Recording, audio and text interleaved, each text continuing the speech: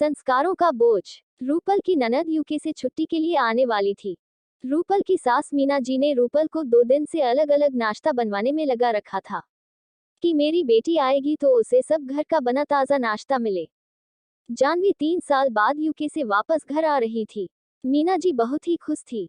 बेटी की आने की खुशी में मीना जी भूल गई थी कि रूपल भी पिछले 3 साल से मायके नहीं गई। जब भी रूपल मायके जान की बात करती, मीना जी कुछ न कुछ काम का बहाना करके रोक लेती थी। अब जानवी आ चुकी हैं। रूपल जानवी के लिए ताज़ा जूस निकाल कर लाए और जानवी के पास बैठी। जानवी रूपल से पूछती है, कैसी हो भाभी आप वेकेशन में मायके गए थी या नहीं? रूपल कुछ बोलती उससे पहले मीरा जी बोली, जा भांजे के लिए बॉर्नविटा लेके आ और जानवी के लिए कोल्ड कॉफी बना के लाना। जानवी बोली, मुझे कुछ नहीं चाहिए, आप बैठिए भाभी मेरे पास। 2 दिन से बनवाया हुआ सारा नाश्ता रूपल ने जानवी के सामने रखा। मीना जी बोली, बेटी ये सब तेरे लिए मैंने बनवाया है। जानवी बोली, इतना सारा नाश्ता आपने क्यों बनाया? मीना जी बोली, नहीं मैंने कुछ नहीं किया, ये सब तो मैंने रूपल से करवाया है। भाभी ने इतना सारा नाश्ता बनाया पर क्यों? मीना जी बोली, तो वो पूरा दिन करती ही क्या है, घर में पड़ी पड़ी आलसी हो जाएगी, उससे अच्छा तो यही है कुछ कर ले। जानवी ने पूछा, पर भाभी की हेल्प के लिए तो कोई होगा ना, कोई काम वाली रखी है या नहीं? मीना जी बोली, काम वाली की क्या जरूरत है, और वैसे भी घर में बाहर वाले आए अच्छा नहीं है।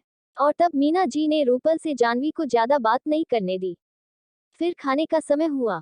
मीना जी ने जाने क्या क्या बनवाया था। इतना सारा खाना, ये देखकर तो जानवी चौंक गई। बोली, इतना सारा खाना भाभी ने अकेले ने बनाया? मीना जी बोली, हाँ तो सब कुछ तेरी पसंद का है। जानवी ने रूपल को कहा, आप भी हमारे साथ ही बैठ जाइए ना भाभी। मीना जी बोली, ये यहाँ बैठेगी तो गरम गरम रोटियां कौन बनाएगा?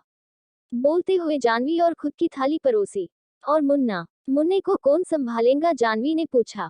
मीना जी बोली, वो तो रूपल के साथ प्लेटफॉर्म पर ही खेलता है, वो रोटी भी बनाती है और मुन्ने को भी संभालती है, उसे आदत है। ये सब सुनकर जानवी को बहुत गुस्सा आया और बोली, ये क्या लगा रखा है आपने? मुन्ने को रूपल के पास से लेकर जानवी ने मीना जी की गोद में दिया और बोली, हम दोनों रोटियां बनाते हैं। और अपनी मम्मी से बोली, जब हम छोटे थे तब तो हमारे घर में काम वाले आते थे, और अब क्यों नहीं? तुम तो 54 की उम्र में 75 की सेवा करवा रही हो भाभी से। हमें तो दादा दादी ने ही बड़ा किया है, और तुम ना भाभी को कुछ काम करवाती हो ना ही मुन्ने को संभालती हो। जानवी ने रूपल को भी बोला, आप अपने संस्कार और मर्यादा के कारण कुछ बोलते नहीं हो, पर आपको ऐसा अन्याय सहन नहीं करना चाहिए। अगर आप ही अपने लिए नहीं बोलेंगी तो और कोई नहीं बोलेगा। अपने लिए नहीं तो अपने बेटे के लिए आवाज उठाए। मुन्ने को ऐसे किचन में देखकर तो मेरी जान निकल गई थी।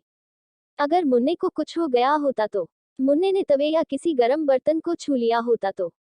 आपके इस घर में जिम्मेदारियां हैं, तो अधिकार भी है। आप अपने माँ बाप के संस्कार के कारण चुप हो। रूपल ने जानवी से कहा, हाँ दीदी आप सही बोल रहे हो, अब मैं ध्यान रखूंगी। बेटी जानवी का गुस्सा देखकर मीना जी बोली, तुम ठीक कह रही हो, मैंने घर का सारा भार रूपल के सर पर डाल दिया है, मुझे भी उसकी आदत पड़ गई है। मुझे कभी लगा ही नहीं मैं 3 साल से अपनी ही बहू के साथ कुछ गलत कर रही हूँ, और संस्कारों के कारण रूपल भी चुपचाप सब करती रही। जितना ख्याल मैं तुम्हारा रखती हूँ उससे आधा भी मैंने अपनी बहू का रखा होता, तो आज तुम्हें ये सब बोलने की जरूरत नहीं पड़ती। और रूपल से माफी मांगी।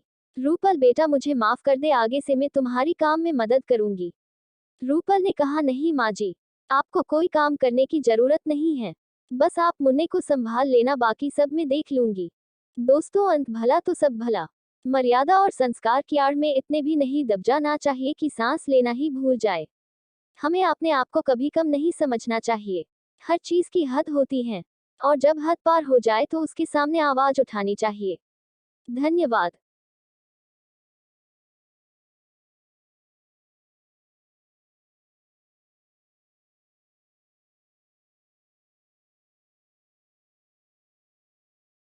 आशा करते हैं आपको हमारी ये कहानी बहुत पसंद आई होगी। ऐसी ही नई कहानियाँ सुनने के लिए हमारे चैनल द स्टोरी जोन को लाइक करें और सब्सक्राइब करें।